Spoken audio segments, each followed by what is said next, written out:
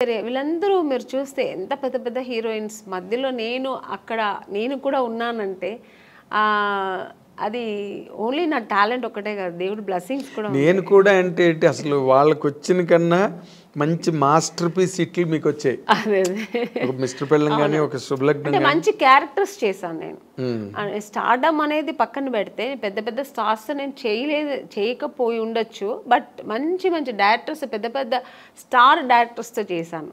అవును, అంటే బాపు గారు పేరు చెప్తేనే తెలియని ఎవరు ఉంటారు. బాపు గారి సినిమానా, పైగా ఆయన సినిమాల్లో హీరోయిన్స్ బాగా అవును ఫ్రేముల్లాగా గీసి మరి అందంగా చూపిస్తారు. అందరు లేని వాళ్ళు కూడా అందంగా చూపిస్తారు అది ఆయన అన్నమాట. అలాగే కె విశ్వనాథ్ గారు, కె రాఘవేంద్రరావు గారు, దాసనారాయణరావు గారు, కృష్ణారెడ్డి గారు, ఇలాంటి వాళ్ళు డైరెక్టర్స్ అంతా చేసే అవకాశం, మంచి మంచి క్యారెక్టర్స్ చేసే క్యారెక్టర్లు మంచి పడినాయి. అది నా గాడ్ గ్రేస్. అదే ఇందాక ఇప్పుడు మీరు ఇంతమంది హీరోయిన్ లిస్ట్లో మీకు బాగా క్లోజ్ ఫ్రెండ్స్ అని చెప్పుకునే వాళ్ళు ఎవరండి? నాకు ఎందుకంటే మీకు ఆ ఫ్రెండ్షిప్ అన్న యాంగిల్ చాలా తక్కువ. అవునండి, నేను ఎక్కువ ఫ్రెండ్స్ ఎక్కువ మెయింటైన్ కాదు, నేను ఎవరితో ఎక్కువ మాట్లాడను కాబట్టి మూవ్ అవ్వను. సో అందుకని నేను ఎక్కువ అలా మూవ్ అయ్యి మాట్లాడే ఒక హీరోయిన్ సౌందర్య గారు. ఎందుకంటే అది ఎలా కనెక్ట్ అయ్యానంటే, అమ్మాయి బెంగళూరు, నేను బెంగళూరు. సో ఇద్దరు బెంగళూరు బాలికలు. తర్వాత ఆ టైంలో మేము దగ్గర 3-4-5 పిక్చర్స్ కలిసి చేసాం మేము. సో చేసినప్పుడు అన్న చెల్లెలు, అమ్మ దొంగ ఇలా చేసామన్నమాట. అది చేసినప్పుడు మేమిద్దరు ఆల్మోస్ట్ మా కాంబినేషన్ ఉండేది. ఇద్దరు పక్కన పక్కన కూర్చొని, ఆ అమ్మాయి కూడా ఒక కిడ్ లాగే, ఇంకా వేరే ఏం ఉండదు ఆలోచన. మా కన్నడ సినిమా సాంగ్స్ పాడుకుని, ఆ కన్నడ మాట్లాడడం అనేది అమ్మాయికి నా మీద ఎక్కువ ప్రేమ వచ్చేసింది, నాకు ఆ అమ్మాయి మీద ప్రేమ వచ్చింది. కన్నడ సాంగ్స్ మాట్లాడడం ఇలా కనెక్ట్ అయ్యాం అనమాట. అయ్యి అలాగా తన పర్సనల్స్ నాకు చెప్పుకోవడం, నా పర్సనల్స్ అమ్మాయికి చెప్పుకోవడం. ఆఫ్టర్ నేను మ్యారేజ్ చేసుకున్న తర్వాత వాళ్ళ అమ్మగారు ఫోన్ చేసి, ఎలా ఉన్నావు అమ్మని, ఇంత బిజీగా ఉన్నావు, ఎలా ఇంట్లో కూర్చున్నావు అనేవారు. ఆ అమ్మాయి కూడా నన్ను షూటింగ్ స్పాట్కి రమ్మని పిలిచేది. తన ఓన్ సినిమా తీశారు వాళ్ళ బ్యానర్లో.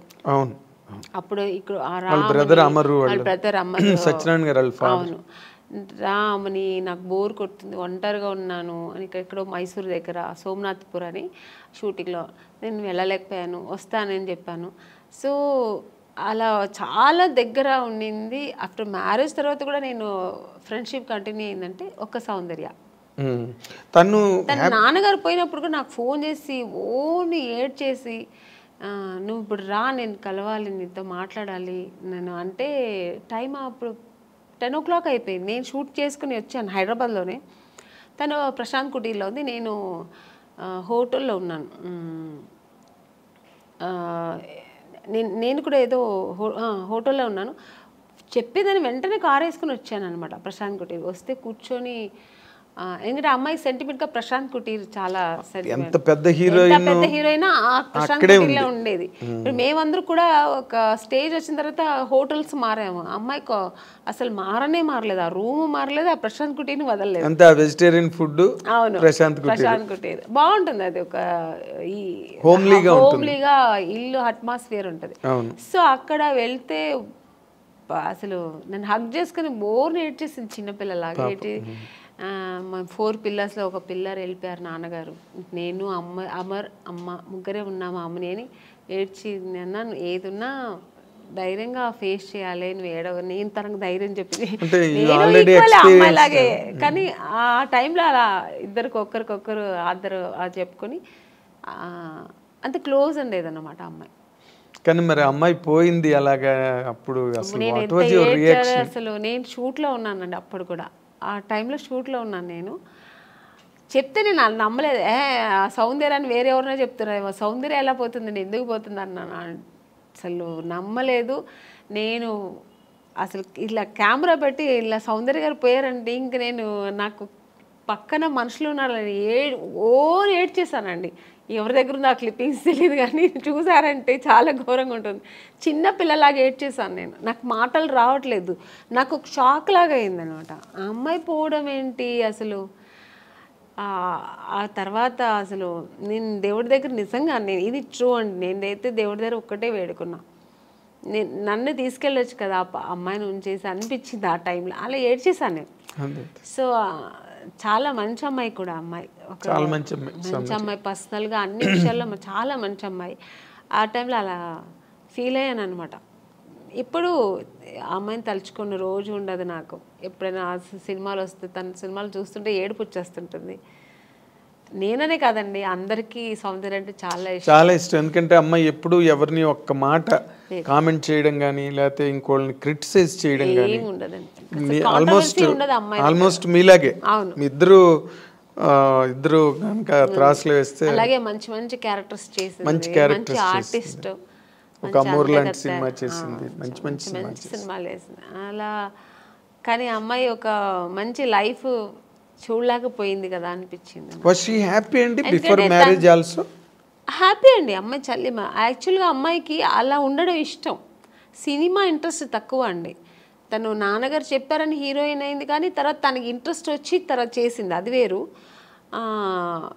తనకి ఇష్టం ఏంటంటే మామూలు మన ఒక లైఫ్ ఉంది కదా, మ్యారేజ్ చేసుకోవాలి, మనం మామూలు ఒక సామాన్య మనుషులాగా ఉండాలని, హౌస్ వైఫ్ లాగా మన అందరిలా ఉండాలని చాలా ఇష్టపడేది నాకు తెలుసు అమ్మాయి. అలాంటి ఒక లైఫ్ ఆ అమ్మాయి అనుభవించకుండా వెళ్ళిపోయింది. సినిమాలో అంత ఎదిగిన అమ్మాయి ఒక పర్సనల్ లైఫ్ అనుభవించకుండా వెళ్ళిపోయింది అనేది తలుచుకుంటే చాలా బాగా. అదే జగపతి బాబుని చేసుకుంటుందని ఒక టైంలో లేదండి, అసలు ఆ జగపతి బాబు గారికి ఆ థాట్ లేదు. ఆయనకు ఆల్రెడీ మ్యారేజ్ అయ్యి పిల్లలు ఉన్నారు. ఆయన అలా లేదు. జగపతి బాబు గారికి సౌందర్య అంటే రెస్పెక్ట్, అట్ ఎ టైం ఆయనకు చాలా ఇష్టం కూడా అమ్మాయి అంటే. ఆర్టిస్ట్గా మంచి ఆర్టిస్ట్, వాళ్ళు బ్యానర్లో చాలా చేసిన సినిమా 2-3 సినిమాలు ఏదో చేసింది అనుకో. సో అంతే తప్ప అలాంటివి లేదు. సౌందర్యకైతే అసలు ఆ థాటే లేదండి, అస్సలు లేదు. మీకు ఆ థాట్ ఉంటే ఆ అమ్మాయి, ఎందుకంటే వాళ్ళ అన్నగారు చెప్పిన అమ్మాయి అబ్బాయిని పెళ్లి చేసుకుంటుంది. వాళ్ళ అన్నగారు చెప్పారని ఆ అమ్మాయి చేసుకుంది. వాళ్ళ అన్నగారు చెప్పి ఏ మాట, నాన్నగారు ఉన్నంత వరకు నాన్నగారు మాట వినేది. చిన్నపిల్లలాగే అండి వాళ్ళ ఇంట్లో. నెక్స్ట్ అమ్మకి కూతురులాగే ఉండేది తప్ప చెల్లెలాగా ఉండేది కాదు. అమ్మరు ఏం చెప్తే అది వినేది. అలాంటి అన్నప్పుడు ఇంకా జగపతి బాబు గారి మీద అలాంటి అసలు అదంతా ఊరికి ఇండస్ట్రీ అంతా విపరీతంగా మాట్లాడుకున్నారు. లేదండి, చెవిలో పడిందో లేదో నాకు తెలియదు, తెలుసు నాకు కూడా, బట్ లేదు అలాంటి లేదు. ఆ అమ్మాయికి లేదు, జగపతి బాబు గారికి కూడా లేదు అలాంటి. ఆయన అసలు అందరితో బాగా క్లోజ్ గా మాట్లాడతారు. అలాగే ఆ అమ్మాయితో కూడా ఉండేవారు అనమాట. కాకపోతే అంటే ఎక్కువ సినిమాలు కలిసి చేశారు, అందుకని అలా వచ్చింది అది. వాళ్ళిద్దరూ కొంచెం ఒక 4-5 సినిమాలు కలిసి చేశారు ఆ టైంలో. అవును. తర్వాత ఇప్పుడు క్వైట్ కాంట్రాస్ట్ రోజా గారు.